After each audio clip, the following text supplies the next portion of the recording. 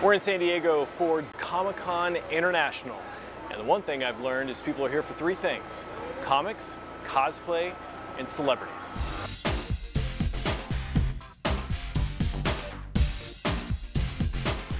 Cosplay ranges from something that's just easily put together, homemade, to something that takes months of preparation. I made these a couple years ago, and they're flashlights. So, they're not the best thing, but they work. It's the 5-foot rule. If it looks okay from 5 feet away, it's all right. Star Wars appeals to some of the things that the convention itself appeals to. Everybody can be part of the adventure one way or another. Anybody can be a Jedi. Anybody can just walk around with a lightsaber. A little kid can walk around in pajamas and you know they're doing Star Wars. It's the democratic part of the convention and cosplay. Everybody has the ability to be part of the show. Is this the first year you cosplay? Oh no, I've been cosplaying for like 5 years. This is Barriss Offee from the Clone Wars. She's a villain, and so I thought it'd be fun. I made it in 2 days. So I chose Raven today from the Teen Titans. I like to do gender swaps because I like to do something different. Because I don't want to be Spider-Man number 304.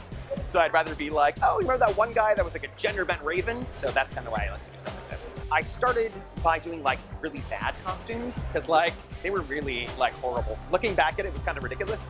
And then the more you do it, the better you get. And so that's literally about it. So now I start to sew a lot of stuff, but it's nothing I get paid for. It's just like for fun. Because my actual job is I'm a computer programmer, but I teach. So I'm actually like a professor of coding. Here at Comic-Con in San Diego, there are so many different panels that people can take part in.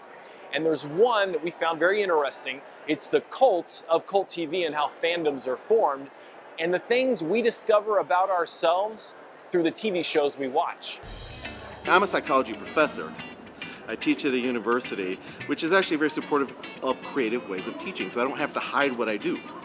The one tonight on Cult TV, the psychology of Cult TV, we talk about what's meaningful about the characters and the stories, to people, to fans, how people discover things about themselves through television they've ever watched, and why the television programs will help people unite, form fandoms, talk about the cult in Cult TV, which is the culture. It brings people together, connects them, creates common experiences in ways that they might not be able to have otherwise. I think fans of anything, whether it's movies or TV, or even clothing and brands, want experiences around what they're engaging with. They want more than just interacting with that thing on that one level. Once they start getting into the psychological topics more overtly, such as a specific mental illness, or even worse, when they deal with treatment for mental illness, they do, it fits the structure of the story, and it may not match at all. Star Trek The Next Generation is one of the worst ever when it came to mental health treatment.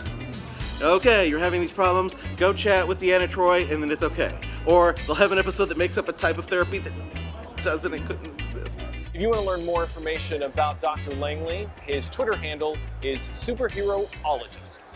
And out of the more than 125,000 people who are coming through the doors here at the San Diego Convention Center this year, there are several from Kansas City, and a couple who are actually here to showcase their work.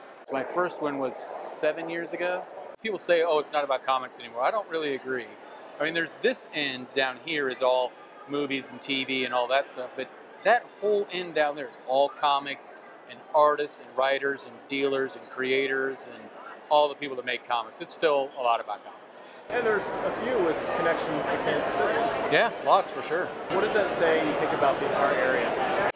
Kansas City's weirdly become kind of a magnet for creative types. I think it all started with two things, the Art Institute and Hallmark. They brought in creative people from around the country to work there, and once you get like a core of creative people, other people will come there to work with them. Just to give you an idea of how popular Comic-Con is, it's not like if you even live in the city, you can just come up to the convention center and buy a ticket for the day. These badges, people start months before just for the opportunity to buy one.